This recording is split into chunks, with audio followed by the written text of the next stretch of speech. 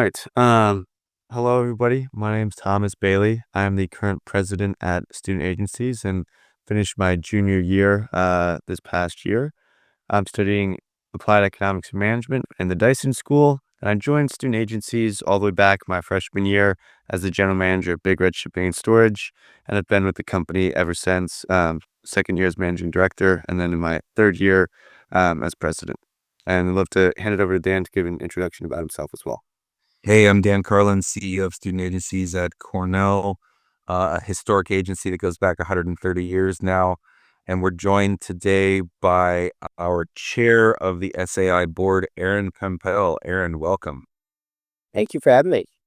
Absolutely. So, Aaron, illustrious career at Nike, McKinsey, some startups.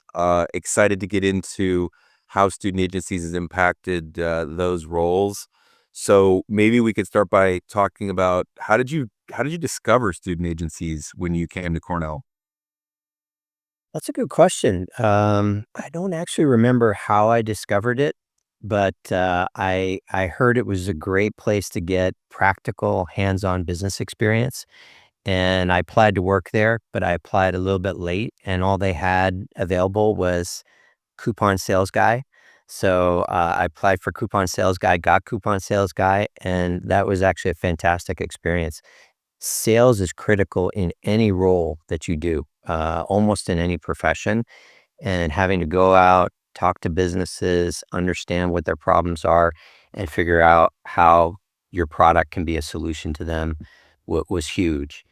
So started there in sales and then applied for president the next year and got it. And that was also a pivotal experience for me. So I'll tell you a little bit more about it. But without student agencies, I don't get my first job. Without my first job, I don't get my second job. Without my second job, I don't go to Harvard for business school.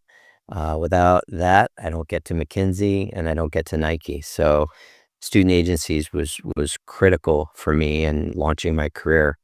Um, the way it went down was I was working really hard, as I'm sure Thomas's and Bell did back in the day, and I wasn't as focused on job search as some of my peers.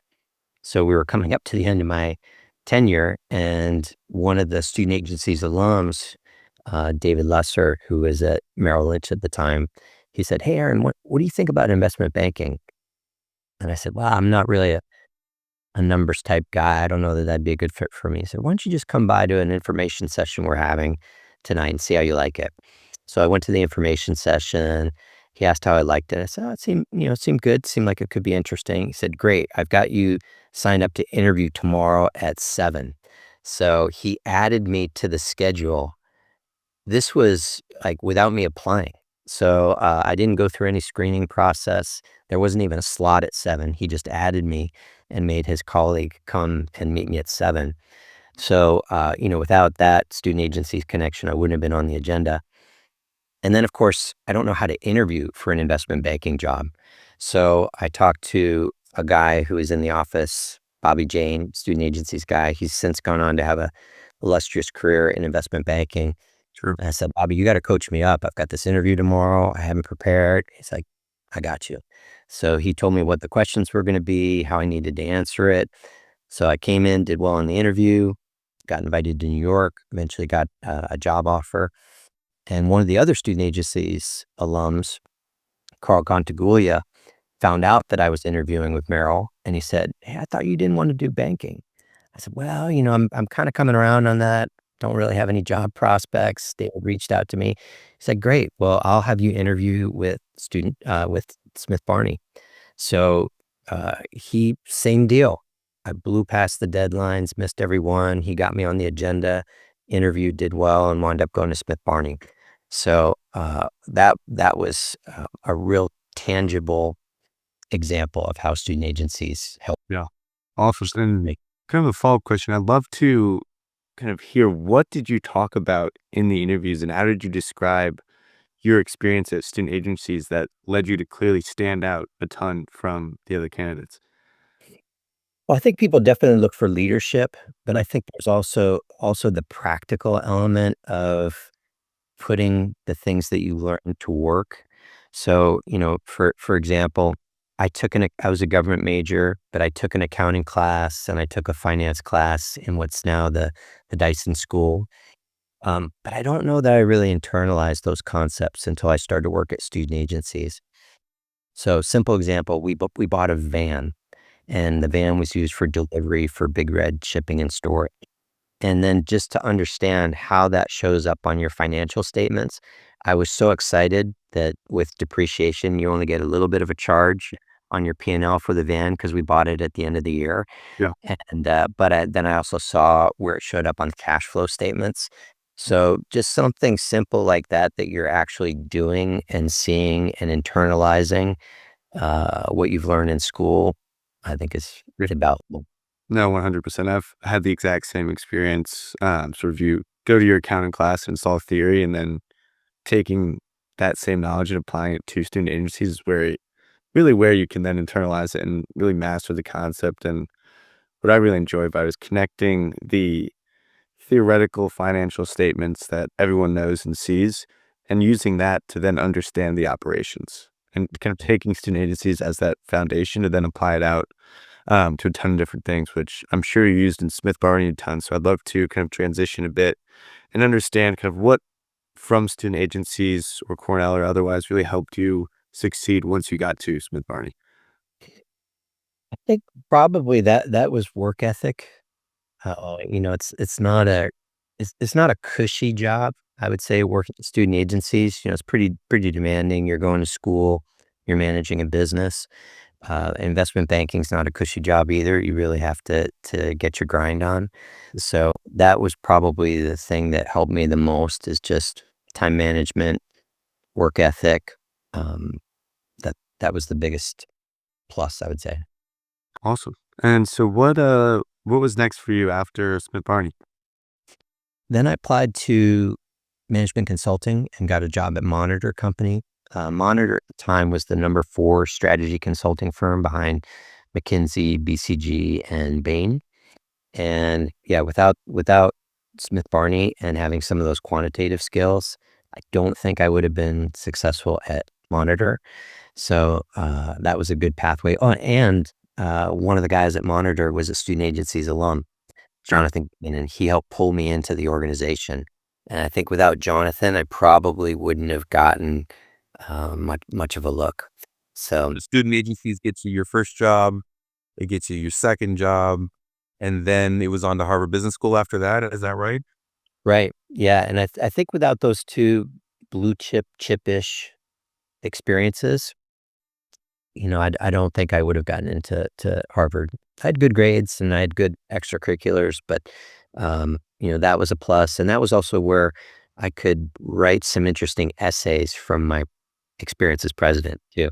So they're looking for leadership first and foremost, and running a real business when you're young and in school stands out amongst a lot of people who've done investment banking, management consulting, and brand management and stuff like Yeah, that. certainly. And so what made you want to go to business school? I thought at the time it was going to be a required stamp of approval, but that, hey, I've done banking, I've done consulting, I did the student agencies thing, probably won't learn a lot in school, but I'll meet some people and I'll get credentialed. And that turned out to be completely wrong. I learned a ton every day and was challenged every day. So I really valued the experience and would recommend it to most. Yeah, interesting. And so Nike is sort of one of those storied companies that a lot of people sort of look up to because they do a ton of sports entertainment. What fascinated you about Nike and what made you want to end up there? I really like consumer goods. Yeah. So, and I didn't love the fast moving packaged consumer goods. I spent a summer at Frito-Lay. I talked a little bit to Procter and Gamble. Sure. They were great companies, but they're not as dynamic in terms of the product at Nike changes 4 times a year. So in the packaged goods industry, a big move might be a promotion that you're running, but the product pretty much stays the same. Maybe you do a packaging update, Hmm. 3, 4, 5 years, something like that.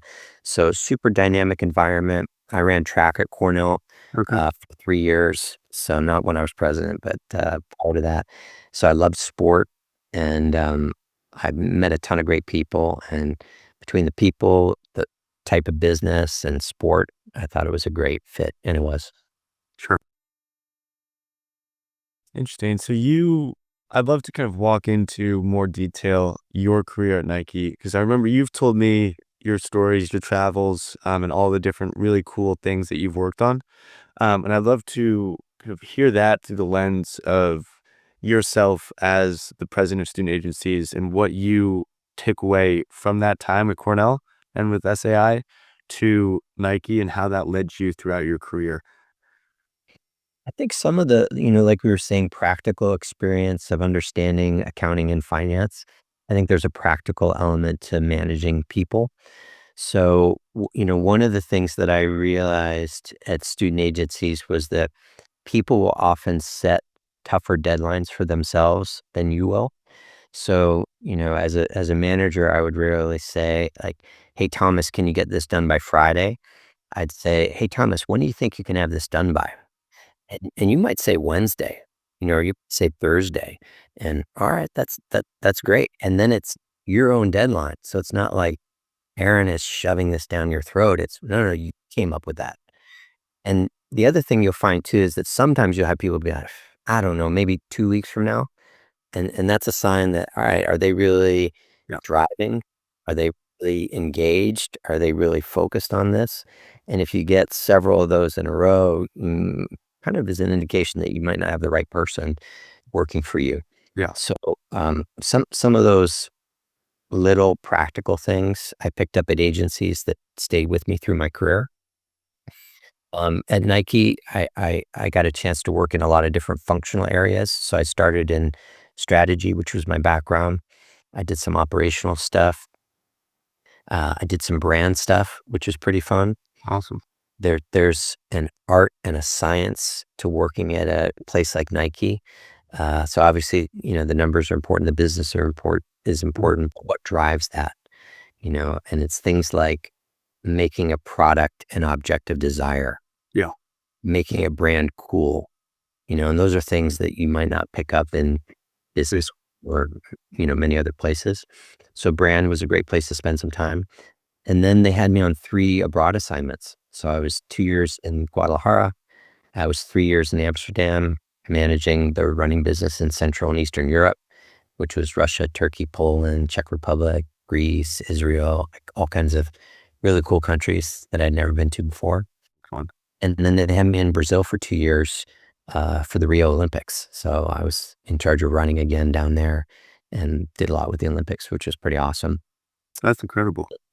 Yeah, and then back to the US, I managed the training business for North America, which is our footwear, apparel, and equipment for training activities. So think Yeah. CrossFit, Orange Theory, bar, yoga. Yeah, you've sold me quite a few pair of shoes. That much is for sure. I was a big fan of. I can't remember what the name of it was, um, but that's an incredible sort of opportunity where you engage with so many consumers, which is really really neat. It was great. Nike does these awesome activation events where, you're running through the streets of São Paulo at midnight.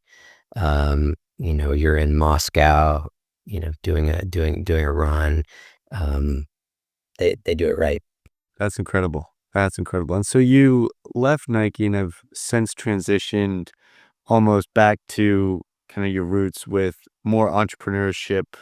I love to understand and kind of share with everyone a bit about what you're working on now, as well as sort of, I've heard this from other student agencies, a lot of who kind of go and start their own companies, how their experience at SAI really led them to that. So I'd love to hear you sort of tie your entire story together and kind of bring the start all the way back with the end. Sure. Yeah. When I was at student agencies, we actually started 5 businesses in a year, 5 agencies. So one was Hired Hands, which still exists today. It started as a temp agency and transitioned into more of like a moving company. And then we had some others that didn't make it for the long term. One was a DJ service. One was a computer company that was similar to Dell, so you could put in your order for, all the properties of the computer that you wanted, and student agencies would put that together. Um, we had something called we had a guide to Cornell and Ithaca called the Clue Guide that we put together for a couple of years. So started a bunch of businesses and liked that idea of starting something new and sustaining it. So right now I'm working with a Cornell professor and an MIT professor on a really fast new way of 3D printing things called volumetric manufacturing. So it takes print times for the same size object from 5 hours to 3 minutes. So fast. The cost is about a tenth of what other programs cost. So we're winning on a couple of important dimensions, and we're looking to commercialize it. Also, can that be any material? Like, what's the limitation from a material input? Is it some sort of tell us about that. Yeah, it's mostly softer materials. So we're not great. We can't do metals today. We have a pathway to metals, but any type of, it's called acrylate, but like soft polymer to something that's hard, like a plexiglass. We can do that range of print. Um, we print best in clear today because it's a light-based system. So black absorbs light and white refracts light, and clear is great for us. So we're working with a flashlight company on printing lenses that they currently make in China. So it's less expensive for them and faster and easier. We're working with Nike Swim on some goggles. Uh, also can be clear, but you can do things like print custom. So you can print 10 identical at the same price as 10 custom. So you maybe have it custom to the face so that when this is your world, Dan, as a swimmer. Of course. Yeah. So people have told me, and you can confirm if this is true or not, but when you're a swimmer, you pick the least crappy pair of goggles that you can find, Yep. that's least problematic. But our view is, well, what if it fit perfectly? And what if the material you printed for the gasket is the same as the lens, so you don't have any issues with water ingress? There could be some nice advantages to doing it with our system. So the long-term hope would be for the 2028 Olympics in LA that we're outfitting US swimmers with Or our. you need a tester. I'm happy to test for you.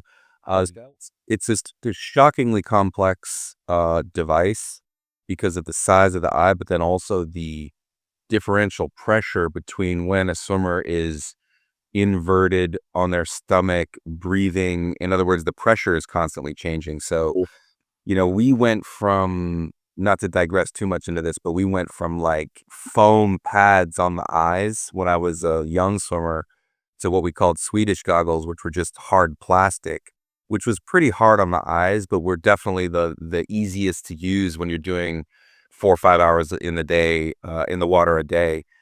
So that's a very cool innovation. So bringing it back though to student agencies and career, what would you say now to incoming freshmen, current Cornell students? Like, what's the summary of what they're going to learn, what they're going to get? Why should they be excited? Why should they apply? Why should they reach out to us? What would you say? Yeah, I would say, something that we didn't have when I was a student are these business clubs. And I think the business clubs are great. But I'd say the difference with student agencies, somebody was telling me about this club that they were interested in, and they were saying, yeah, we've got these great alumni connections. We've been around for 5 years, so we've got a lot of alums. I think, all right, well, student agencies has been around for 130 years. Yeah, no. You just think of all the alums that you have access to as somebody who's part of student agencies. And then the other piece is just the practical hands-on experience. So, club, you're talking about interviews, strategizing on interview prep, things like that. This is real world experience that will benefit you for the rest of your career, that will distinguish you when you're applying for jobs. So I'd say those are the two big ones: real world experience, and then also the alumni connections. Yeah, and it's probably in addition to that, it's not just the real world experience when it comes to, oh, I've done this before, I've done something similar before, and on the job I'm going to apply this knowledge now. It's being able to, in interviews, talk to situations, being able to, in a presentation, talk to a situation or bring an analogy from a similar situation, where if you don't have that body of experience for a year or two or three in undergrad, you just don't have a lot to draw on. Oh, certainly. That's right. Like, a common question in an interview is, can you give me an example of when? Really, if they do that Oh, yeah. experience-based interview question, that's super common. Yeah. You're gonna have a bunch of them, that you can draw on. Oh, yeah. So that's a big plus. Awesome. And I would love to hear a slightly different, but also a similar question. What advice would you give the current student agencies team on how to really stand out and succeed, both in their career as well as in terms of leaving such a lasting impact on student agencies the same way you have? I think on that second question, think about passing it on to the next generation. So one of the things that's challenging with student agencies is that because we have students, we turn over a lot, in those jobs. Every year you've got typically new managers in those roles. So hopefully somebody that was before you helped get you set up to be successful in your role. And if you can pass that on to the next manager, I think that's really important for continuity. And then on the first one, standing out, I think it happens kind of naturally. In terms of your experience, you've got great things that you can draw on, great things that you can talk about in an interview. In terms of advice, I would say, think about uh, working for the job you want versus the job that you have. So, what does that mean? Like um, my son had a summer internship and they could only pay him 20 hours a week. And so he could have gone in, done his 20 hours, done fine. And I challenged him, like, can you do 30 for those guys, and put 20 in your pocket? And hopefully nobody's listening that's like labor law. But, like, can you volunteer to put in an extra 10, or 15? And he did. And does that stand out, right? For the person who's writing the paycheck, like, oh my God, this guy's working 30 hours a week. I'm paying him for 20 hours a week. You think he's going to get a good recommendation coming out of that? You think he's going to get a job offer? For sure.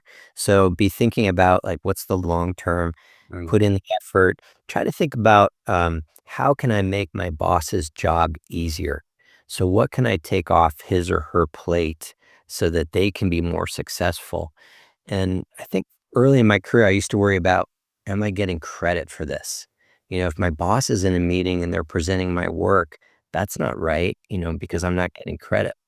But what I found out as you kind of go up in the ranks, you want your boss saying, "Oh my gosh, Belle is amazing. She did this great work." If your boss looks good, they're gonna think that you're great because you helped them. In most cases, sometimes you got somebody who's really problematic, but in most cases, Mhm. you're going to make them look good. You're going to help them out. They're then going to support you. They're going to advocate for you. They're going to say good things about you. So usually it comes around. You don't have to worry about getting credit for every little thing that you do. Awesome. Perfect. Well, that was fantastic episode. Aaron, thank you so much for coming on. And I'm looking forward to working with you for the next kind of few months here as we wrap up the year. Great to be with you guys. I think Student Agencies is a fantastic organization, and I think it's great for undergrads who are interested in business. So I encourage everyone to get involved and apply. Awesome. Thanks so much, Aaron. We really appreciate it. Thank you. Thanks, everybody. We'll see you guys.